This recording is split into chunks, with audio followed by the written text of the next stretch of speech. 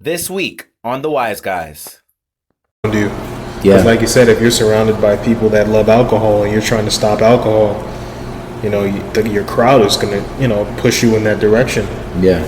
So it's tough. If you're on a diet and you're around people that love to eat, then that's tough. I mean, Right. You really have to. I mean, you maybe have a conversation with them to have them work with you and not, do that stuff around you. But it's tough to be around people that indulge in the thing that you're trying to stop doing. Mm-hmm. Yeah, it's And on the show, I like to keep it real, or at least me, like in terms of like just letting it all out there. yeah. I'm not gonna lie, man. I was addicted to porn, man. Hey, man. I had an addiction problem. I'm being honest. That's true. I feel as if I mean, a lot of people don't talk about these things, Yeah. and I feel as if it needs to be talked about. That's a fact. I I got into it at 13 years old. Wow. A kid should not be exposed to that at 12, 13 years old. It's just, I thought it was the norm. And that's At the that power age. of the internet, man. You can access anything at any. Yo, what's up, everybody? This is Kevin Anglad, and you are now tuning in to the Wise Guys podcast, brought to you by Flowered Concrete. Check it out. Yo, what's going on? This is your boy, Kevin Anglad, And this is Mark Pruden. and we are the Wise Guys podcast, back sir. for another week. Mark, how you feeling today, man? I haven't seen you in a couple weeks. How you doing, bro? Yeah, man, feeling great. It's a beautiful day. It is a beautiful day. We're live. We're back in New York City, back in Brooklyn. Absolutely. Always a pleasure to be here. We were just having very extensive conversations off here. A lot of stuff was talked about. Definitely. But I think Gotta that catch got us, up. yeah, catch it up. But I think that got us ready to go. First and foremost, I don't think, no, we have, but I'm gonna, just kind of give a refresher and say this again, bro. Congratulations on all the things you've been doing as of recent, with, your prior investments, and as well Appreciate as, that. just, doing this real estate thing really hard. Could you share some good news that you shared with me earlier? Oh, yeah, for sure. And that finally closed the deal. Should be getting everything signed and transferred over by Wednesday. Nice. So, yeah, it's finally, man. It's been a tough pandemic. Manhattan, Brooklyn real estate market's been a bit slow, but, just got to hustle and find your way. Hey, Yeah. pop champagne for the boy. Yeah, man, let's do it. Let's do it, man. I love it. Excellent. And then you were also saying too that if anything, you plan on doing some work within that realms, like in Queens and as well as Long Island. How is the Long Island markets, if you don't mind me asking you? Yeah, definitely. I want to move towards the Queens and Long Island market. Long Island's been booming in the last few months, mainly because of so many residents in Manhattan fleeing that area and going towards, Long Island, just to get away from, the massive amount of people in one Yeah. small space, in these apartment buildings and co-ops. So yeah, Long Island's been booming. A little bit of Queens. So I definitely want to get into the market that's moving right now, since Manhattan is so slow. Mm-hmm. We've got at least 11,000 empty apartments in Manhattan, so there is no shortage of apartments. There's not much interest at all. So Right. there's just empty apartments. Yeah. So I definitely want to move on to a field that's booming, sector that's booming. No, I hear that, and I'm in total agreement with you. Excellent, bro. Today's episode, I'm so glad that we got a chance to catch up. Today's episode 34, is called "Can't Get Enough Addictions." Okay. Can't get enough addictions. So we have two segments for you all today, Wise Community. The first segment is called Formation, the formation of an addiction. Mark, what do you think? What causes people to succumb to vices or addictions in life? That's interesting. I mean, a lot of the time people are, substituting something, so essentially if someone may be depressed or they may be angry, they may turn towards food or cigarettes. So it's always almost like they could be suppressing something. Right. So they're choosing something else to distract them for the moment. Mm-hmm. That's what it seems like. Yeah. Yeah. It's just like a last resort to kind of escape reality. Yeah, that's true. I feel as if a lot of people have a tumultuous time trying to rid themselves of their addictions. Right. Like they're caught up in their addictions and they don't know how to kind of like, how do I say this to you? How to stop themselves from fully indulging and stuff like that. Like, they talk about Hollywood, right? And that in Hollywood, a lot of people out there are cokeheads. And they're Right. addicted to cocaine. And I wonder what your thoughts are. I wonder if whether you're hooked and you're addicted to something or not, I wonder if proximity plays a role in that. Like, you want to avoid this thing and you know it's bad for you, and you've been an abuser of it in your past, but now since you're around it, it's just like, dang, like, I like to hang out with this actor, Leonardo DiCaprio. I mean, if he's doing blow, shit, what do you think I'm gonna do? Go home and drink water? Like, yeah, it's you true. know what I'm I mean, saying? it becomes casual. Right. It's like whatever is casual, you don't even really realize you're addicted, because if I hang out with you 3 times a week, and every time we hang out we're doing coke, I can be addicted to coke and not realize it just because it's so casual. Like, hey, I'm just gonna meet up with Kev, and then, you know what I mean? It's just like, Yeah. they don't realize they're addicted, but because it's so embedded in their routine and their way of life. Yeah. Just like social media, you know, a lot of us are addicted to social media, but we don't even know it because it's not seen as a negative thing. That's a fact. It's normal. Just keep scrolling, man, and hours can pass, and you're just laughing away by yourself in the corner. It's true. It's really true. You know what I realized? Remember after we wrapped up season 1, I took a break from social media. Right. And that was intentional because I always try to take like a month to like 2-3 months off from social media every year. Yeah. Now that 2-3 month time frame has been reduced to like 6 weeks or so because of the podcast and Right. because of, you know, Flowered Concrete. I got a lot of stuff to push and whatnot. That's true. I feel like after we ended the first season back in late June, the 6 weeks that I wasn't on social media, that was bliss for me, man. Right.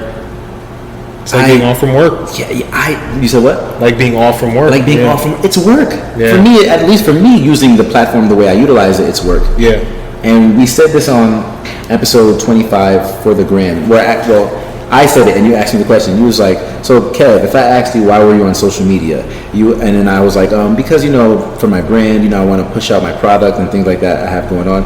And you're like, that's cool, Kev, but you know what the majority of the average person would say? I was like, no.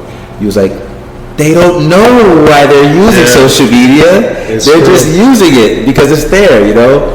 And I say that to say, within the 6 weeks, shoot, you know, even you, I love you, bro, but I didn't look at no one's page, no one's stories. Yeah, I don't blame you. Nothing. I said, even if I love the person, I don't even know if you really noticed, but within that time frame, within that 6 week time frame in which the show wasn't on or whatever, whatnot, if you notice, I didn't put anything up, and there wasn't even a lot of interaction between me and you through DM, because we usually, if we don't text, we usually DM. Exactly. And if you notice, like, I noticed that our DM interaction became less and less, and I'm wondering if that was psychology on your part, whether intentionally or unknowingly, that since I wasn't active, or I wasn't saying, yo, Mark, look at this, there was no reason for you to go back and forth with me and then throw something else my way for me to look at. Yeah, it becomes a chain reaction. You know, you send me something, we talk about it, I find something interesting, you know, I send it over your way, but, you know, once one of us is kind of taking a break from social media, then it's just like, okay, it's a break. Yeah. But it's like social media kind of has us trained on how to behave. Expound upon that. Yeah, well, it's like massive sharing of content. Like, if someone shares something with you, now you have that person in your head. It's like, I gotta send this to Kev, because we send things back and forth to each other. It just becomes like a routine or a ritual. Right. Like, a lot of people, you know, they go through Instagram and then they find a post that they like and they know the perfect person to send it to. That's true. Instagram knows that too. You know what I mean? That's a fact. It's just the way it works. It's based off of sharing. So I'm starting to see that. That's real. And that's why we have that that explore page, that interest page, that page that tells us what we like. I try to stay off of that page as much as possible. They know what you like, and they're giving you what you like. That's very, very true. I only find myself going to the explore page if I'm on Instagram hard that day and I have absolutely nothing to do. Yeah, man. But for the most part, I try to avoid it. You know what I'm saying? Go to the explore page and you will see yourself. That's very true. You may not want to own up to it, but you know, if there's booty shaking, that means you like that. That's a fact. And you like to consume that content. Instagram knows us. Instagram knows us. It really, really does, for real. Even stories, man. I had to kind of just like you could be on stories all day. Oh yeah. What I had to do was, you know, if you click on a certain amount of people, for their stories, if you notice this with the Instagram algorithm, it'll show you those 4 or 5 people you truly value or you truly appreciate. Like the first 5, 7 stories that I usually click on, that I usually see, are the ones that I usually click on the most. So your story will be up there. The Wise Guys podcast will be up there. Right. Or if I'm on the Wise Guys page, my person will be up there. Flowered Concrete will be up there alongside you or my sister or something like that. Right. So it's usually like my 7 top 8 people. And I've gotten better since I've gotten back on saying, I'm just going to restrict my story watching to these 8 people, these Right. 8 marvelous gentlemen and women. I don't want to go any further than that. Yeah. And that isn't an indictment or a detriment to anyone else out there. Hey, all our followers, we love you. But Yes. it's just, Yes. just to keep the mind fresh and away from any toxicity or anything that might be going on, and to Yeah. also just make use of my time, It's true, because that social media can kind of steal our time sometimes. Yeah.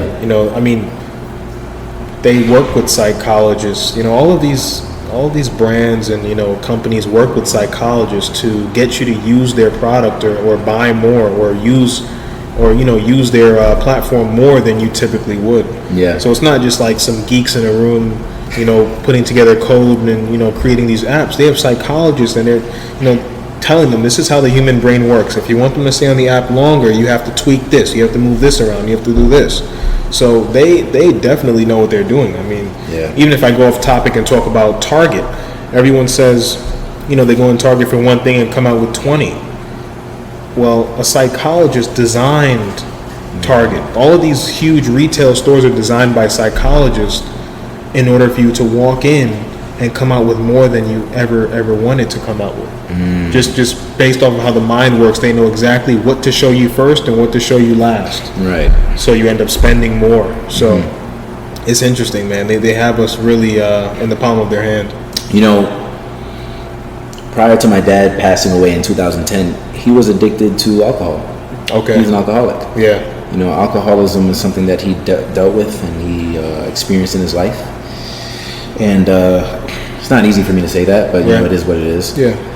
And I remember he was in the hospital one time, like back in like 03, 04, when I was a kid, because of the same issue. And when he got out, he promised to stay away from drinking, like period. But my father was also a party man. He liked to be out there partying, or as they like to say nowadays, he was out in these streets. Right. He liked to have fun. He liked to have a good time. And you think, all right, I go to the first party. Oh, no, I'm good. You're good? Come on, man. We all drinking out here. Nah, I'm fine. I'm good. You go to the next party next weekend. Oh, you're not going to drink? Oh, no, I'm good. By the 5th, 6th party, it's like, man, what the hell? I might as well take a drink, man. Everybody's drinking. Right. You feel left out. It's like I'm missing out on what's going on, and you start to feel secluded. It's excluded. It's so crazy how even the psychology of pressure, or just the fellowship of communion and people being together, how you being excluded from that may affect you mentally, and say, all right, well, I don't really drink anymore. It's been 6 years, but I guess one little drink won't hurt. And then you drink that drink, and now you've relapsed. That's and true. You're back to being addicted, and you can't stop it. Yeah, they say it's all about the people around you. Yeah. 'Cause like you said, if you're surrounded by people that love alcohol and you're trying to stop alcohol, your crowd is gonna push you in that direction. Yeah. So it's tough if you're on a diet and you're around people that love to eat, then that's tough. I mean, Right. you really have to. I mean, you maybe have a conversation with them to have them work with you and not do that stuff around you. But it's tough to be around people that indulge in the thing that you're trying to stop doing. Yeah, it's And on the show, I like to keep it real, or at least me, like in terms of like just letting it all out there. yeah. I'm not gonna lie, man. I was addicted to porn, man. Hey, man. I had an addiction problem. I'm being honest. That's true. I feel as I if mean- a lot of people don't talk about these things, Yeah. and I feel as if it needs to be talked about. That's a fact. I I got mean, into it at 13 years old. Wow. A kid should not be exposed to that at 12, 13 years old. It's just, I thought it was the norm. and that's at the that power age. of the internet, man. You can access anything at any age. Yeah. So it's just that amount of freedom that you had allowed you to explore things that your father may not have been able to see until he actually was with an actual woman. You know what I mean? Because it's like we didn't have like technology like that in the 70s, 80s, where it's just like go on your computer and right in front of your face automatically It's, like porn and stuff like that. So Right. it's just a different era, man. And if Yeah, we don't have it like is. restrictions in place for our kids to not have access to it, it's going to be in front of their face. I was sheltered growing up. My parents didn't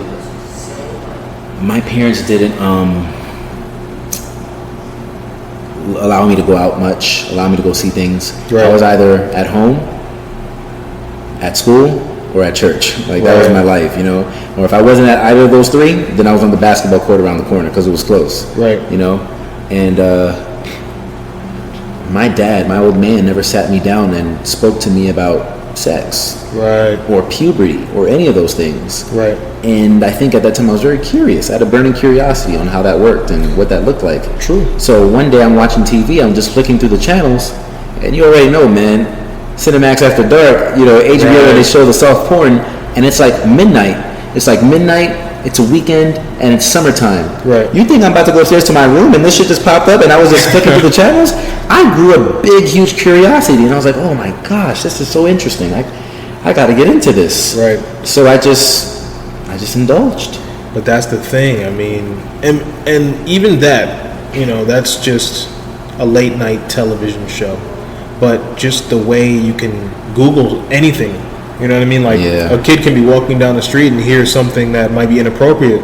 They may go home and Google that because they want to know what it is. Right. And then they've opened up a can of worms that they can't close. Can't close. Yeah. It's true. It's 100% true. I don't know, man. I just think it's really interesting when you think about these addictions, and you bring it back to the point of social media. Right. You think about alcohol, right? Right. You think about pornography, Right. social media, alcohol, pornography, and then there's drugs too. And even down to food. I mean, sugar is a powerful drug that people don't even classify as a drug. Right. Sugar actually triggers the same chemicals in the brain as cocaine, but yet we look at it as a food. Right. Like with Pepsi. I mean, I used to be addicted to soda, and that sounds like something funny, but Me too. it really is. Like I would buy Chinese food, chicken and broccoli like a normal person, but I would buy a 2-liter soda to go with my meal. Right. And I was finishing that with my meal. Finishing it with it was just a regular 2-liter soda and my food, and I'd finish that. Yeah, that was your thing. Yeah, go to the store, pick up 6 Arizonas, Right. and that was my meal. So Dang. yeah, man, it was just like, man, sugar is definitely an addiction as well. And I used to, in one day, maybe 7 to 8 Arizonas, the tall boys, the tall cans. So it's just like anything in excess is bad. That sugar you speak of, my brother, it's also found in McDonald's, the GMOs and all those. Yeah. I have not, proudly, I'll say this, I have not stepped into a McDonald's, a Burger King, or a Popeyes or a Wendy's since 2014. Wow. And I'm proud of myself. Yeah. Because broke ass college student, nothing to eat on a Thursday, Friday, early morning class. I don't go to Popeyes and get myself a chicken sandwich, man. Exactly. You know what I'm saying? It's right there. It's easy. Exactly. But I feel as if the more you continue to move forward, all of these things are bad for our bodies and our minds and our spirits, man. And what these addictions all have in common is that at this current point in time, still in quarantine, and whether you are still in quarantine or not because you got to go to work, whatever the case may be, the world overall is still pretty much in quarantine or wearing masks. You either were kicking these habits to a side during COVID, or it got exacerbated. Right. When you think of all these things, because That's what else true. did you really have to do? Yeah. If you were depressed because you were unemployed, you lost your job, you went to the liquor store. Yeah, for sure. And If you wanted sugar, you got some food. Yeah. That's If a fact. you wanted to just chill at home, not work on your business plan, and you were getting paid to stay home and work and go on Zoom and enjoy the rest of your day, Right. you lied on that bed, you got real good, got in the mood, and threw it on the Pornhub. Like you just were enjoying life. Yeah, a lot of people. Yeah, it's true. I mean, the pandemic really made you face yourself. Yeah. And whatever issues you had going on, you either, like you said, you either increased it or you cut it out. Because I know going towards Green Acres Mall, man, that liquor store was people are running in and out. I thought they were doing like buy one get two free. The way people were just, I'm telling you, a massive amount of people just running in and out of that liquor store, man. Yeah. You could tell there was something up. The pandemic, man. They were just like, man, can't get enough of it. Right. And it's crazy, man. But yeah, it really allowed people to face themselves, man. And it's tough. I agree. Yeah, man. So moving forward, my brother, I'm wondering, when we think about the termination of these addictions, again, the termination of these addictions, what do you think? What can we? Oh, sorry, I did. What is not how I wanted to phrase the question initially. Okay. How can we go about beating addictions to better one's self? How can we go about beating addiction to better oneself? And I feel as if that's a very loaded question, because it's easy to say I'm going to beat this addiction. There's a process and a discipline that comes with that. But I'm just curious in terms of hearing your thoughts. How can we go about beating these addictions to better oneself and to become the person who you ultimately want to be? Yeah, that's a tough one, man, because they've got like entire programs and curriculums based on beating addiction, and I'm sure these like these Alcohol Anonymous programs. Exactly. Yeah. They would know the real strategy, but I mean, I would think that just slowly cutting it out. I mean, I like going cold turkey. I think that would be very hard on the body, but if you were having 10 cigarettes a day, tell yourself, let's do 8 today. Mm-hmm. And then the next week, you lower that to 6 a day. And you just keep lowering it by a small amount until you really don't need it anymore. Right. Because I feel like if you just go cold turkey, man, you're going to be in for a wild ride. Yeah. But whatever it is, I'm thinking, if you can just kind of make an agreement with yourself to still indulge, but to just be a bit more relaxed with it. Take off a little bit at a time. Yeah. Yeah. No, I'm in agreement to that. I think the same thing. I think when it comes to beating addictions, I think you have to be okay with failing. Yeah. I truly do. Because you might try to beat the addiction once, twice, 3 times, right, and you don't get it right.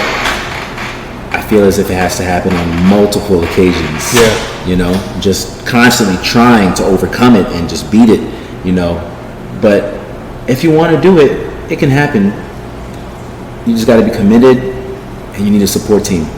That's the thing, yeah, that's very important. If I'm not telling anybody about my pornography addiction, how am I going to overcome that? True. You know what I'm saying? True. If I'm not telling anyone about my alcoholism, or I'm denying it, how am I going to overcome that? It's true. You know what I'm saying? Yeah. I feel as if my soda addiction and my fast food addiction, I beat that by just, I was actually dating this girl at the time, right, who wanted to cut it out too, and we did it together. So it worked out for us, Yeah. But we held each other accountable. That's the thing. We wanted to do it. She wanted to do it. I wanted to do it.